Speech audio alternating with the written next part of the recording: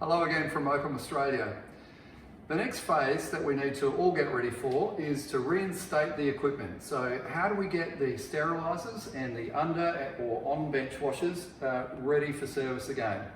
The very first thing I want to talk about is the main ingredient for both, and that's water and water treatment.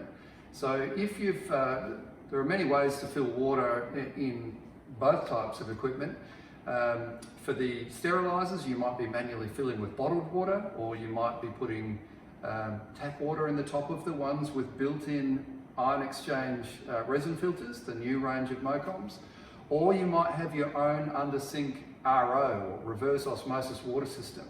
Now in that case, reverse osmosis needs to be dealt with because it's a breeding ground for bacteria in the dwell time. So the carbon filter up front of the RO removes all the chlorine, and you've got non-sanitized water sitting in the rest of the system.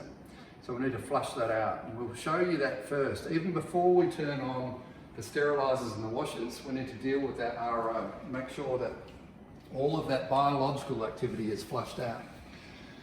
So here's one particular brand.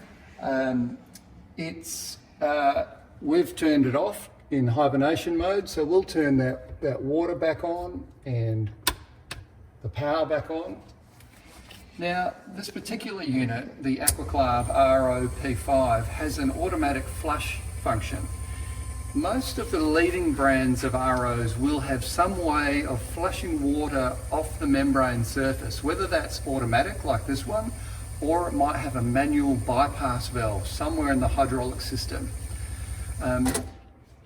What we need to do is manually activate that flush over and over and over again. So for about 5 minutes in total, and what we're doing is removing any biological activity from the membrane surface and flushing that down the drain, so that once we return the RO back to service, we're making high purity water with a very low CFU count.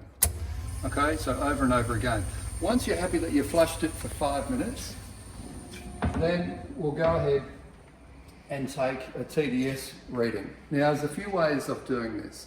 A lot of the modern autoclaves will have built-in TDS meters in them, so you won't need to do a manual test. But there's still a lot of models around where there's no way of measuring the TDS from inside the autoclave. So if you don't already have one of these TDS meters, you can get them online. stshealth.com.au has them online. They're not expensive and they're really easy to use. So it's a digital system where you simply take a water sample and dip it in, and it gives you a number. So in this case, we've got 3 parts per million, or TDS, total dissolved solids.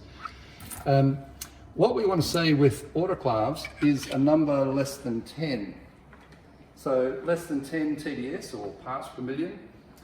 Now with washer disinfectors, if they're plumbed up so that their final rinse water is plumbed up to an RO, that needs to be better than 20 TDS, or 30 microsiemens per centimetre, as is what the standard states, different units of measure.